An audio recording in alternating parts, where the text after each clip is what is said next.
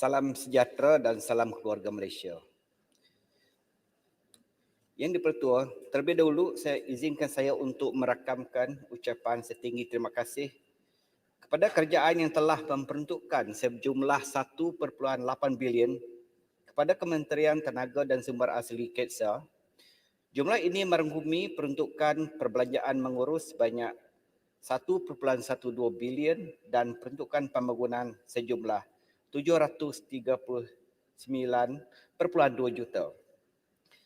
Kementerian juga merakapkan ucapan terima kasih di atas keprihatinan 14 orang ahli yang berhormat yang telah membahaskan isu-isu di bawah KETSA sepanjang perbahasan Rang Undang-Undang Perbekalan 2020. Saya akan menjawab ke atas perbahasan perbelanjaan ini di peringkat dasar mengikut 3 isu seperti berikut: perhutanan, tanah dan tenaga elektrik. Saya mulakan dengan isu perhutanan. Yang berhormat Raub, Yang berhormat Kulim Bandar Baru dan Yang berhormat Jarantut mencadangkan supaya kerajaan negeri yang bergantung hasil daripada pembalakan dan pelubungan di kawasan hutan simpan dibantu melalui inisiatif yang lain agar pelepasan karbon, habitat serta konflik hidupan liar dan manusia dapat dikawal. Adakah ahli yang berhormat ada di sini? Oh, okay. Thank you. Yang di-Pertua, Kerajaan Persekutuan telah menyediakan insentif kewangan tambahan melalui instrumen Ecological Fiscal Transfer bagi Biodiversity Convention EFT mulai tahun 2019 kepada kerajaan-kerajaan negeri untuk melaksanakan program dan projek bagi menjamin kelestarian biodiversiti. Peruntukan yang disalurkan dikhususkan bagi tujuan pelaksanaan projek pemeliharaan kawasan pelindungan hutan dan marine ekologi. Sebanyak 60 juta telah diperuntukkan pada tahun 2019 dan 70 juta diperuntukkan bagi tahun 2021 kepada semua kerajaan negeri dan penyaluran dilaksanakan melalui pemberian berdasarkan tahap pembangunan ekonomi, infrastruktur dan kesejahteraan hidup tahap. Peruntukan EFT berjumlah 70 juta akan disediakan setiap tahun untuk diagihkan kepada negeri-negeri sebagai satu bentuk pemberian khusus di bawah perbelanjaan mengurus KETSA mulai tahun 2022.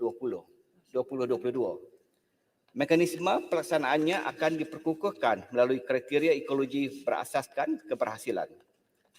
Pelaksanaan EFT menunjukkan komitmen kerajaan persekutuan dalam konservasi biodiversiti serta menggalakkan kerajaan negeri mewartakan kawasan perlindungan yang merupakan kawasan penting bagi perkhidmatan ekosistem, termasuk sebagai kawasan tadahan air dan perlindungan hidupan liar. Pelaksanaan EFT juga adalah selari dengan matlamat dasar kepelbagaian biologi kebangsaan 2016-2025 yang menyasarkan penyediaan insentif kewangan yang telus dan berasaskan keberhasilan kepada negeri-negeri bagi melaksanakan program konservasi biodiversiti. Di samping itu, mekanisme Reducing Emission from Deforestation and Forest Degradation REDD+ telah dibangunkan di bawah Konvensyen Rangka Kerja Perubahan Iklim Pertubuhan Bangsa Bersatu, International Framework Convention on Climate Change UNFCCC, yang bertujuan untuk memberikan nilai kewangan terhadap penyerapan karbon oleh hutan serta menawarkan insentif kepada negara-negara membangun bagi mengekalkan hutan dan mengurangkan pelepasan gas rumah kaca GHG daripada aktiviti perhutanan. KETSA pada masa ini sedang membangunkan kerangka kewangan REDD+ atau REDD+ Finance Framework RFF yang merupakan satu inisiatif kewangan kepada kerajaan negeri bagi mengekalkan, memelihara serta menjamin ekosistem hutan yang berterusan. Di samping itu, KETSA juga telah menubuhkan sebuah syarikat berhad menurut jaminan CLBG iaitu Malaysia Forest Fund atau MFF yang akan melaksanakan kerangka kewangan RED Plus di Malaysia. MFF turut berperanan membangun dan melaksanakan model RFF yang efektif dan mampan serta menjana sumber kewangan melalui transaksi pasaran karbon hutan atau forest carbon market bagi membiayai usaha pengekalan, pengurusan, perlindungan dan pemeliharaan hutan oleh kerajaan-kerajaan negeri. Yang berhormat Kelang memohon kerajaan menjelaskan. Timbalan Menteri boleh mencelah sikit. Okey, tadi ada menyatakan kerangkaan RED Plus. Boleh saya dapat sikit informasi berapa lama dia punya time frame tu? Masa.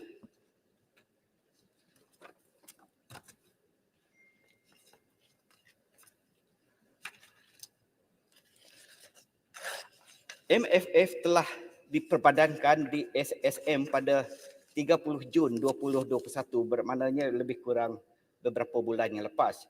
Dan dia masih di peringkat awal pengoperasian. Maknanya kita baru bermula lagi. Dan ini pada masa ini MFF diketuai oleh Dr. Elizabeth Philip sebagai Ketua Pegawai Eksekutif dan Puan Suhaini binti Harun sebagai pengarah kanan. Dan antara objektif penubuhan MFF adalah bagi membangunkan dan melaksanakan model operasi RFF yang efektif dan mampan. Jadi ini adalah satu baru permulaan. Jadi dia sudah pun diperbadankan pada 30 Jun 2021 yang lepas. Timbalan Menteri, boleh saya tanya? Boleh. Terima kasih Tuan Yang Ketua. Saya ingin bertanya Yang Berhormat Timbalan Menteri mengenai RED Plus ni, sudahkah perbincangan dimulakan dengan kerajaan-kerajaan negeri bagaimana mereka boleh menyertai program RED Plus, apa yang dikendaki daripada pihak kerajaan negeri. Selain itu, seperti mana yang saya maklum mengenai RED Plus, syarikat-syarikat multinasional perlu dibawa runding untuk menyertai program ini kerana kebanyakan daripada dana akan disumbang oleh mereka supaya kerajaan negeri tidak lagi menjalankan aktiviti pemalakan. Jadi saya ingin bertanya, adakah syarikat-syarikat multinasional sudah pun dibawa runding untuk tujuan tersebut?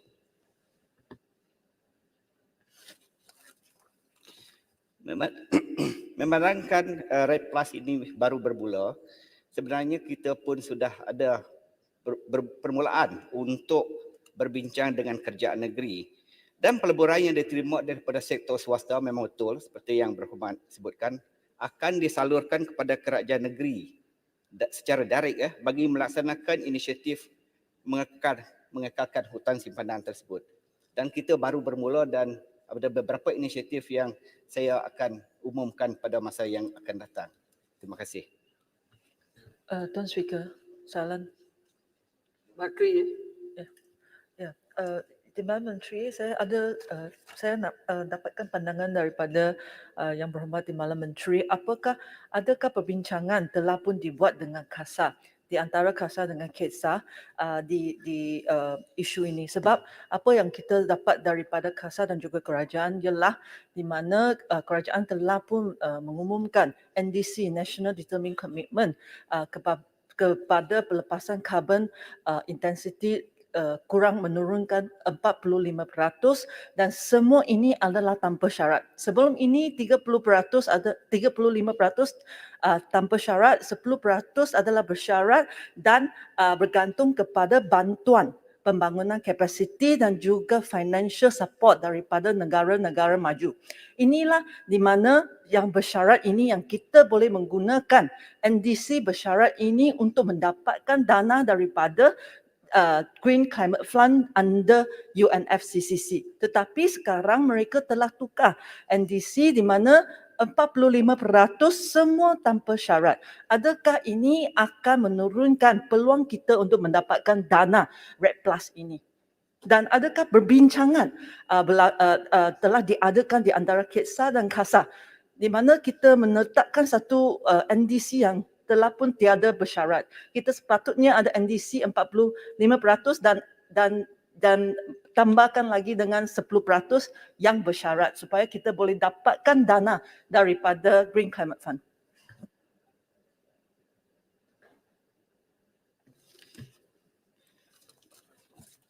Sebenarnya REDD Plus ini kita dibuat, kerangka ini adalah berdasarkan konsultasi dengan KASA. Kita buat dari perbincangan dibuat daripada masa ke semasa. Dan untuk informasi yang lebih terperinci, saya kena bagi soalan yang bertulislah pasal perbincangan dengan KASA ini, pasal data-data yang disebutkan oleh Yang Berhormat tadi.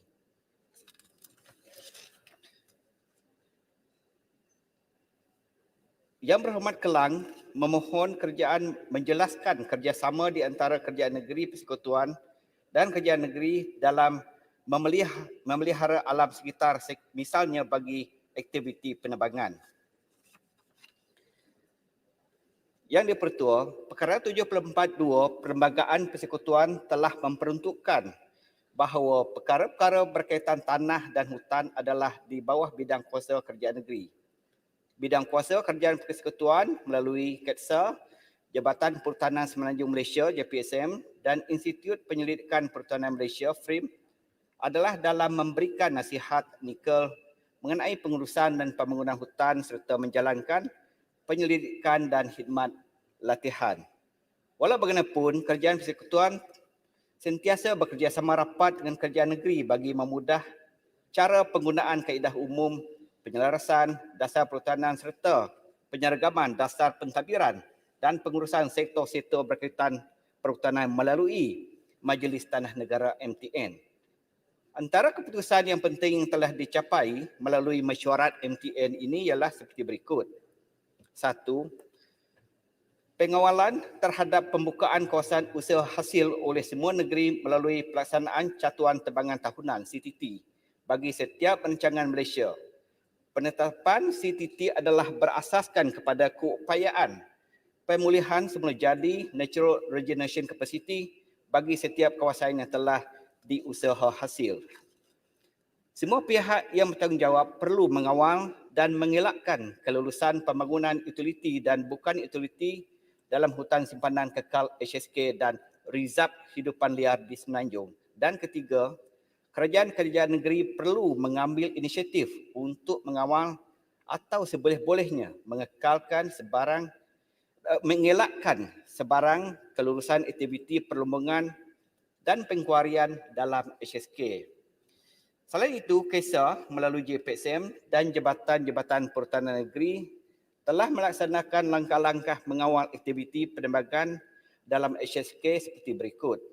Pertama, melaksana dan meningkatkan aktiviti penguatkuasaan hutan secara bersepadu dengan agensi kerajaan yang berkaitan bagi menangani aktiviti pencerobohan dan pembelakan haram. Kedua, memperkasakan amalan pengurusan hutan secara berkekalan dengan membangun dan mengaplikasikan teknologi terkini dalam penguasaan hutan bagi tujuan pemantauan perubahan kawasan hutan.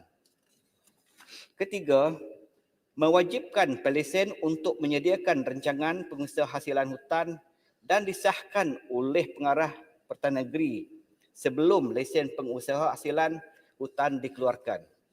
Keempat, hanya pokok matang dan ditanda untuk ditebang saja yang boleh diusahahasilkan. Pokok-pokok yang mempunyai nilai perlindungan seperti pokok ibu, pokok buah-buahan untuk kepentingan hidupan liar, dan spesies-spesies pokok yang dikategorikan sebagai sangat terancam dan jarang ditemui, tidak dibenarkan ditebang. Kawasan 5, kawasan-kawasan yang nilai perlindungan seperti kawasan terdahan air, kawasan zon penempatan sungai, kawasan yang berkecerunan 40 derajah, jenut hidupan liar, salt licks, dan kawasan sensitif dalam alam sekitar tidak dibenarkan diusaha hasil. Dan keenam, pelaksanaan pensijilan Malaysia Criteria and Indicators of Forest Management Certificate bagi negeri-negeri yang terlibat dengan aktiviti pengeluaran kayu balak yang diaudit oleh badan bebas seperti SIRIM. Yang Berhormat Bentong memohon supaya kerajaan menjelaskan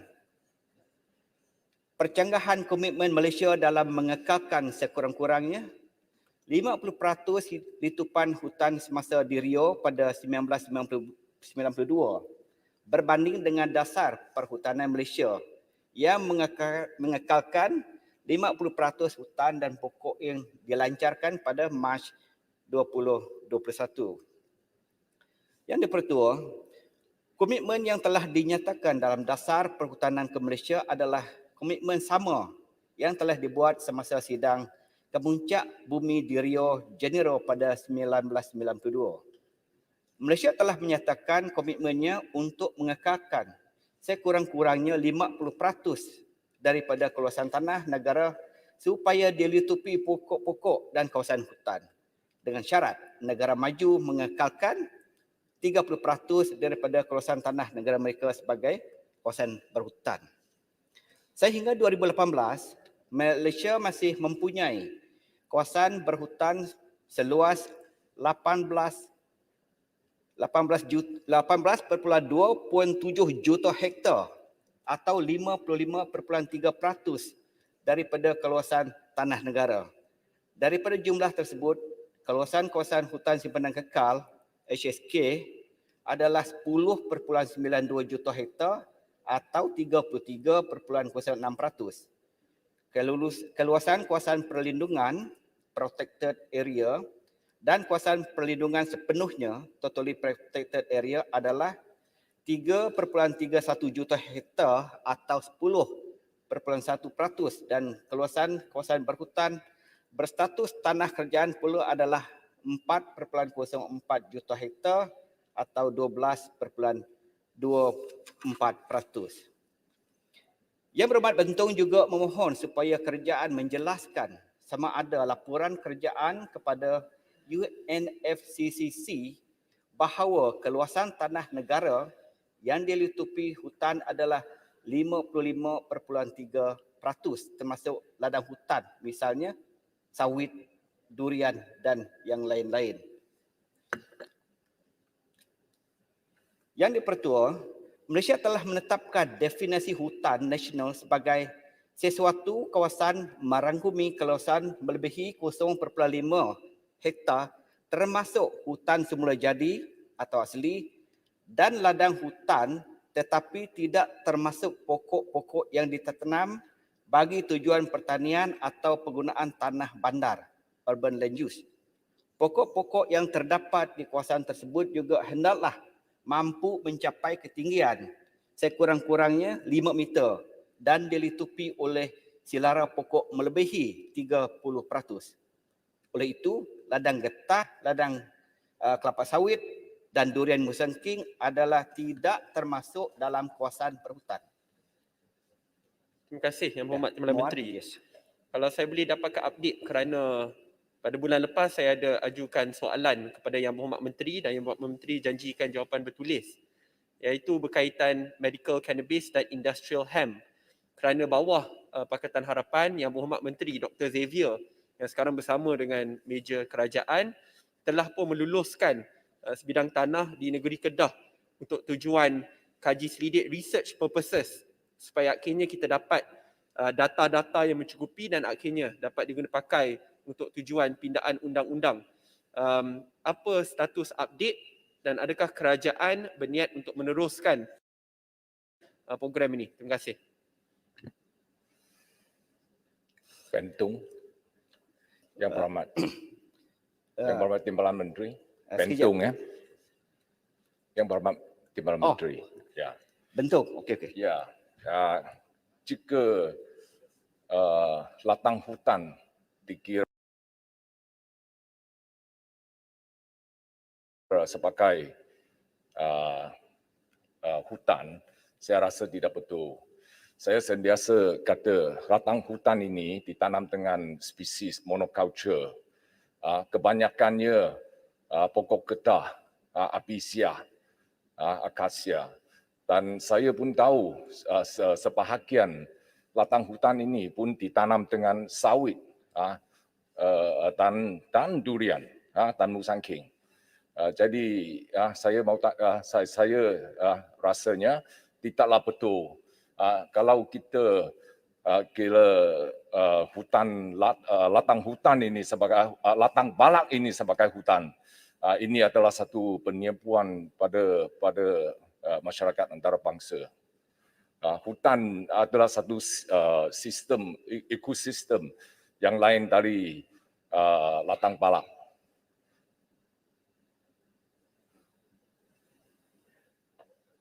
Terima kasih Bentong.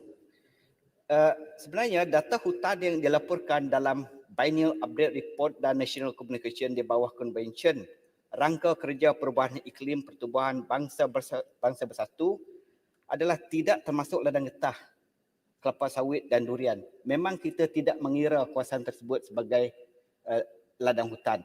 Tetapi pokok yang ditanam itu mengikut konvensyen antarabangsa kita kira dia sebagai hutan. Ini kita ikut konvensyen antarabangsa. Dan untuk pengetahuan Yang Berhormat Muar mengenai penanam hemp, sememangnya kisah ada percubaan masih lagi di peringkat awal untuk mengkaji penanaman hemp di Malaysia yang seperti Yang Berhormat katakan di Kedah. Dan sekarang ini proses ini masih berjalan setahu pengetahuan saya dan akan saya bagi keperincian. Saya kena bagi keperincian dalam soalan bertulis. Boleh WB Muar? Sikit je kalau saya boleh tambah. Terima kasih di atas pengesahan tersebut. Kalau saya boleh cadangkan juga Yang Berhormat Timbalan Menteri untuk juga duduk bersama dengan Yang Berhormat Dr. Xavier, bekas Menteri. Saya tahu kawan akrab Yang Berhormat Timbalan Menteri untuk dapatkan makluman lanjut dan supaya kita dapat turbocharge proses ini. Khususnya bila Yang Berhormat Menteri Kesihatan pun telah memberikan makluman balas yang agak positif baru-baru ini. Terima kasih. Ya, sebenarnya ini adalah telah dijawab, tapi ini di bawah bidang kuasa KKM. Jadi banyak kementerian yang bekerjasama di dalam industri hemp ini sebenarnya. Bukan hanya KESA ataupun KKM. Banyak, KDN pun ada, memang banyak. Jadi Yang Berhormat Bentong juga seterusnya mohon supaya kerajaan menjelaskan kajian daripada National University of Singapore yang menyatakan bahawa litupan hutan di Malaysia telah turun dari angka 50% selepas tahun 2000 dan menjelang tahun 2010 hanya tinggal 45.4% saja. Yang dipertua, pada masa kini KESA menggunakan data hutan bagi tahun 2018 yang telah disahkan melalui proses verifikasi dan pengesanan berdasarkan data hutan yang dikumpul dan diselaraskan daripada ketiga-tiga wilayah iaitu Semenanjung Malaysia, Sabah dan Sarawak. Proses verifikasi dan pengesanan ini dilakukan bagi membolehkan data tersebut diguna sebagai data rasmi negara di peringkat kebangsaan dan antarabangsa. Proses ini melibatkan pengesahan daripada Jabatan Perhutanan Semenanjung Malaysia, Jabatan Perhutanan Sabah dan Jabatan Hutan Sarawak selaku pemilik kepada data hutan tersebut. Data hutan merupakan data yang sensitif dan dinamik di mana elemen-elemen seperti perubahan status guna tanah, proses perwataan keluar dan masuk HSK, kawasan perlindungan dan kawasan perlindungan sepenuhnya, peningkatan keupayaan teknologi dan aplikasi kini, perubahan ketetapan, data rujukan dan data penyelidikan termasuk penetapan dasar baru yang berlaku di ketiga-tiga wilayah akan memberi kesan kepada peningkatan dan pengurangan data tahunan yang dilaporkan. Selain daripada inventari kawasan berhutan secara konvensional di Malaysia, penggunaan teknologi terkini dalam menganalisa kawasan berhutan seperti Geographical Information System GIS, data-data geospatial dan image satelit turut membantu mengukuhkan cerapan data dan memberi gambaran maklumat yang terperinci. Oleh itu, kajian tersebut yang bergantung kepada satelit adalah tidak berapa tepat di mana penghasilan data dalam hutan memerlukan penggabungan kaedah konvensional dan penggunaan teknologi terkini untuk membantu menyediakan data dan maklumat yang lebih tepat dan digunakan dalam membantu penambahbaikan pelaksanaan pengurusan hutan secara berkekalan di Malaysia. Malaysia mengamalkan prinsip transparansi dan akurasi dalam pelaporan data hutan dan perincian dalam hutan. Maklumat tersebut juga boleh diakses melalui laman web KEDSA di pautan www.kedsa.government.my. Sekarang saya pergi ke isu yang kedua, iaitu tanah. Yang berhormat Pontian dan Yang Berhormat Sheikh mencadangkan supaya tanah-tanah terbiar kira-kira 120,000 hektar, misalnya Rizab Melayu, tanah adat, tanah pegangan Melayu dan tanah wakaf diusahakan oleh kerajaan.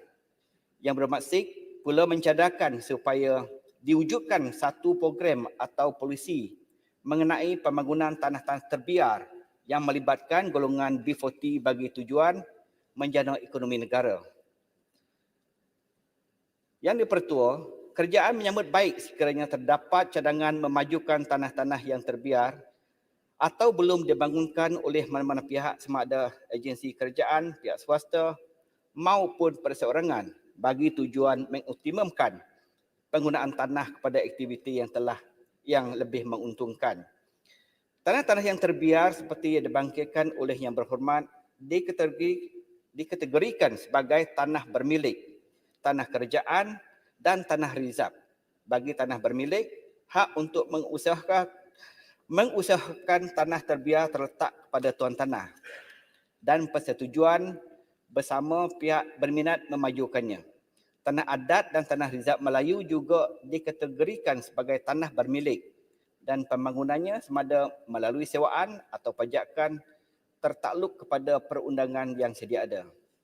Manakala kemajuan ke atas tanah rizab yang terletak di bawah kuasa kerajaan negeri berdasarkan permohonan daripada pihak berkaitan untuk diusahakan. Selain daripada memberi milik, kerajaan negeri boleh juga mempertimbangkan pemberian sewaan, pajakan jangka pendek serta lesen pendudukan sementara TOL bagi tanah-tanah di bawah kerajaan persekutuan yang belum dibangunkan.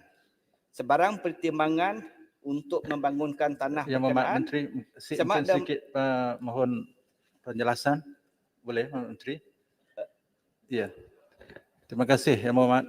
Berkaitan dengan isu tanah terbiar tadi, adakah pihak kementerian melihat khususnya tanah-tanah reserve kerajaan, khususnya kerajaan negeri ini, diwujudkan jawatan bersama dengan kerajaan negeri bagi melihat kawasan-kawasan tanah yang terbiar ini untuk diberi peluang kepada penduduk-penduduk kampung sekitar dalam sama ada mereka boleh dalam bentuk sewaan ataupun kerjasama dengan agensi kerajaan negeri untuk melaksanakan ataupun melakukan program-program memulihkan tanah tersebut dalam sektor pertanian ataupun sebagainya.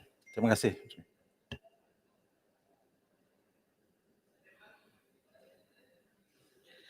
Sebenarnya permohonan untuk membangunkan tanah terbiar tersebut yang di bawah kerajaan negeri memang dialok-alokkan. Tapi ini adalah tertakluk kepada pertimbangan pemberian sewa pajakan jangka pendek oleh lesen pendudukan sementara dan kerajaan negeri memang bersedia, yang saya tahu memang sedia untuk memberi pajakan tersebut dan ini adalah baik untuk menjanakan ekonomi negara.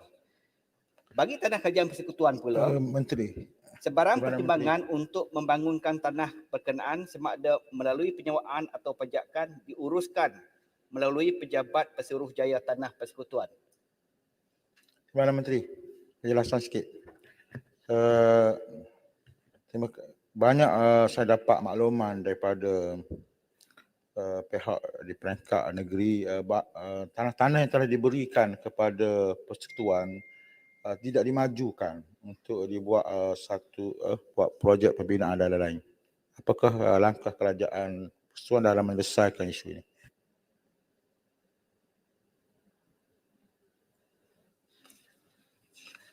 Sekarang ini sebenarnya kerajaan persekutuan iaitu melalui Pesuruhjaya Tanah Persekutuan memang menggalakkan permohonan kepada daripada sesiapa yang berminat untuk memajukan tanah tersebut melalui untuk pertanian sebenarnya.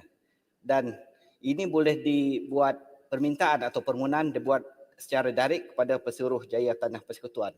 Sebenarnya kita mengalu-alukan permohonan tersebut dan sekarang ini pun sudah ada program daripada graduan yang berminat untuk mengusahakan tanah-tanah tersebut. Dan kita mengalukan siapa yang berminat. Bagi penguasaan dan pembangunan tanah wakaf pula, ianya tertakluk kepada bidang kuasa Majlis Agama Islam negeri masing-masing. Antara punca dikenal pasti tanah-tanah yang masih belum dibangunkan ialah kawasan tanah yang tidak berekonomi. Contohnya tanah kawasannya kecil iaitu di bawah 1 ekar dan kurang sesuai untuk ditanamkan. Kedudukan tanah yang tidak sesuai untuk dibuat pembangunan seperti tanah saku, pocket land, bercerun, kawasan berpayat dan sering dilanda banjir. Lokasi kurang strategik disebabkan tiada kemudahan asas dan tiada akses jalan raya. Kerajaan Persekutuan seperti yang saya cakap tadi juga telah mengadakan beberapa program projek pertanian bagi tujuan sekuriti makanan dan perniagaan dan dengan objektif untuk mengoptimumkan penggunaan tanah dan meningkatkan pengeluaran tanaman makanan negara. Tanah-tanah yang berhormat bahkan juga boleh dicadangkan untuk disewakan bagi projek pertanian atau perniagaan bagi usaha untuk meningkatkan kawasan pertanian dan memberi peluang kepada golongan berpendapatan rendah dan belia termasuk kerajaan menjana pendapatan mereka. Yang Berhormat, saya tahu tinggal 8 minit lebih, tetapi disebabkan adanya sambutan Hari Kanak-Kanak, saya terpaksa berhenti jam 1.